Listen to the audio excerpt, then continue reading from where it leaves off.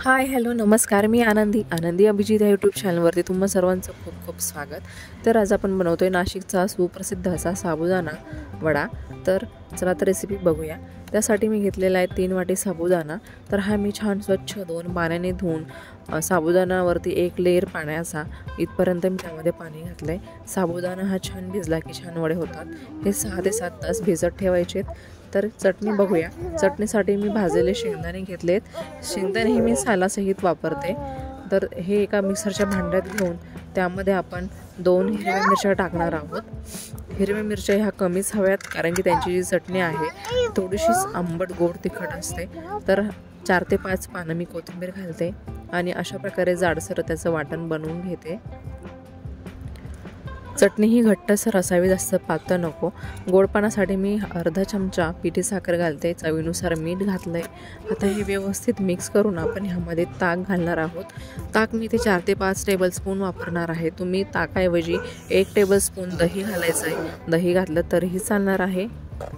आता हे मिक्स होतं आहे तोपर्यंत तुम्ही अजूनही आपल्या चॅनलवरती नवीन असाल आणि अजूनही तुम्ही आपल्या चॅनलला सबस्क्राईब केलेले नसेल तर पटकन सबस्क्राईब बटनवरती क्लिक करा आणि आपल्या चॅनलला सबस्क्राईब करा. व्हिडिओ जास्तीत जास्त शेअर देखील करा. तर अजून एका पद्धतीची मी चटणी तुम्हाला इथे दाखवते. तर एका कढाईमध्ये तेल तापवून घ्यायचं. त्यामध्ये अर्धा चमचा जिरं घालायचं. जिरं छान फुललं की त्यामध्ये आपण जी मिक्सरमध्ये वाटून घेतलेली जी पेस्ट आहे त्यामध्ये अजून जास्त पाणी टाकून ते ह्या कढाईमध्ये मिक्स करून घ्यायचं आहे. परत गोडपणा येण्यासाठी आपण त्याच्यामध्ये पिठी साखर घालतो आहे आणि त्याचबरोबर ताक देखील इथे वापरणार आहोत. ताक हे शक्यतो 4 ते 5 टेबलस्पून घालायचं आहे आणि छान एक उकळी येऊन द्यायची आणि इथे आपली ही चटणी देखील रेडी होईल. बरोबर 6 ते 7 तासानंतर साबुदाणा एकदम छान मऊसूत असा भिजलेला आहे आणि मोकळा देखील झालेला आहे. साबुदाणा वडा छान येण्यासाठी आपला साबुदाणा हा खूप छान व्यवस्थित भिजलेला असावा. तर इथे 1 वाटी मी जाडसर असा कूट करून घेतला आहे. तो साबुदाण्यामध्ये मी मिक्स करते. त्याचबरोबर 8 ते 10 मिरच्यांचा मी असा ठेचा करून घेतला आहे. तोही आपण यामध्ये ॲड करणार आहोत आणि अर्धा वाटी कोथिंबीर ही बारीक चिरून यामध्ये मी घालते. तर तुम्ही यामध्ये चवीनुसार मीठ घालायचं. इथे मी 1 चमचा मीठ घातलेलं आहे 3 वाटीसाठी आणि अर्धा चमचा जिरे घालते. तर 3 वाटी साबुदाण्यासाठी मी 3 बटाटे घेतलेत मध्यम आकाराचे. हे देखील आपल्याला किसून घ्यायचे. तुम्ही किसूनच घालायचे. त्याने काय होईल की ते त्यामध्ये कुठलीही गुठळी राहणार नाही आणि आपला वडा हा खूप छान होईल. आता हा किसून घेतलेला सर्व बटाटा आपण साबुदाण्यामध्ये मिक्स करतोय. आता हाताने हे छानपैकी मळून घ्यायचं आहे, म्हणजे एकजीव होईल आणि साबुदाणा आपला हा एकदम खुसखुशीत टम्म फुगलेला देखील होईल. बटाट्यामुळे एकदम छान बाइंडिंग आपल्या साबुदाण्याला आलेला आहे. तर आता काय घ्यायचं की प्लास्टिकचा पेपर घ्यायचा आणि आपल्या हाताला देखील तेल लावून घ्यायचं आहे. तुम्ही तेलाऐवजी पाण्याचा वापर देखील करू शकता. तर सुरुवातीला साबुदाण्याचा असा लाडू बनवून घ्यायचा, जितक्या आकाराचा तुम्हाला वडा बनवायचा असेल तितका.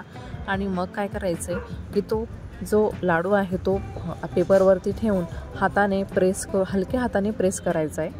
हे बघा, अशा पद्धतीने तुम्हाला हलक्या हाताने प्रेस करायचा आहे. अगदी छान त्याला शेप येतो. तर अशाच प्रकारे सर्व आपण वडे बनवून घेऊया. तुम्ही हाताने देखील वडे बनवू शकता. हातावर अशापैकी प्रेस करून त्याला छान शेप देऊन घ्यायचा आहे, म्हणजे ते फुटणार नाहीत, फाटणार देखील नाहीत. तर आता मी तेल गरम करायला ठेवलेलं आहे. तर सुरुवातीला तेल हे हाय फ्लेमवरती 5 मिनटं छान तापून घ्यायचं. वडे सोडण्या 1-2 मिनटं आधी गॅसची फ्लेम ही मीडियम करून त्यामध्ये वडे सोडून घ्यायचे. तर अशा प्रकारे वडे सोडून ते दोन्ही साईडने छानपैकी भाजून घ्यायचे, तळून घ्यायचे. वडे फाटण्याची शक्यता असते किंवा फुटण्याची शक्यता असते. तर त्यावरती काय करायचं की आपला जो जाळीचा जो झाऱ्या असतो तो त्यावरती ठेवून द्यायचा आणि थोड्या वेळासाठी हे वडे तळून घ्यायचे मीडियम फ्लेमवरती अशा प्रकारे.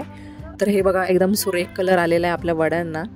तर मग पटकन आपल्या नाशिककरांना टॅग करा, त्यांना शेअर करा आणि तुम्ही देखील अशी ही रेसिपी घरच्या घरी अगदी इझिली होणारी रेसिपी तुम्ही ट्राय करू शकता. एकदम खुसखुशीत आणि कुरकुरीत हे वडे बनतात.